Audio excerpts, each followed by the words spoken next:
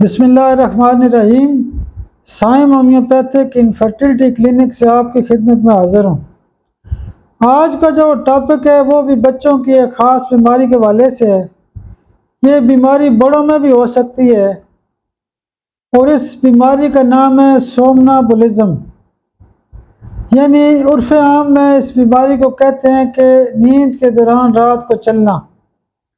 یہ اکثر بچوں میں دیکھا گیا ہے کہ وہ جو بندہ ہوتا ہے وہ کیا کرتا ہے کہ رات کو ہو سکتا ہے 2 بجے 3 بجے اٹھے اور ایسے اندازے کے اوپر دروازہ کھولے گا، کنڈا کھولے گا، ہو سکتا ہے گلی میں جائے، گھوم پھر کے واپس آ جائے، لیکن وہ بیسیکلی سو رہا ہوتا ہے، اس کا دماغ سو رہا ہوتا ہے لیکن جسم اس کا جو ہوتا ہے وہ جاگ کے چلنا شروع کر دیتا ہے۔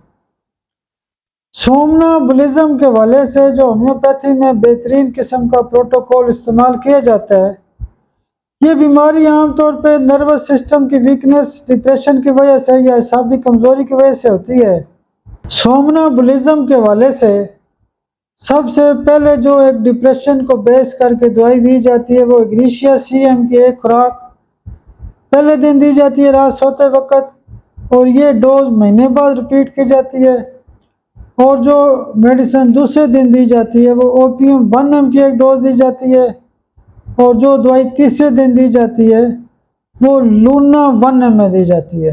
دیکھیں لونا کا جو تعلق ہوتا ہے وہ چاند کے ساتھ ہوتا ہے، تو چاند کی روشنی یا چاند کا تعلق رات کے ساتھ ہے، تو اس لیے یہ دوائی بہت اچھا فائدہ کرتی ہے۔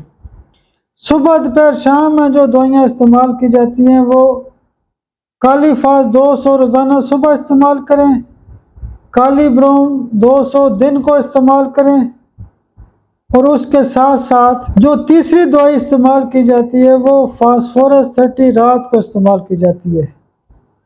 ہومیوپیتھی کے اندر یہ جو بیماری ہوتی ہے کہ مریض رات کو چلنا شروع کر جاتا ہے، یہ بہترین ٹھیک ہو سکتا ہے۔ میرے لیے دعا بھی کیا کریں۔ بہت شکریہ، بہت شکریہ، بہت شکریہ۔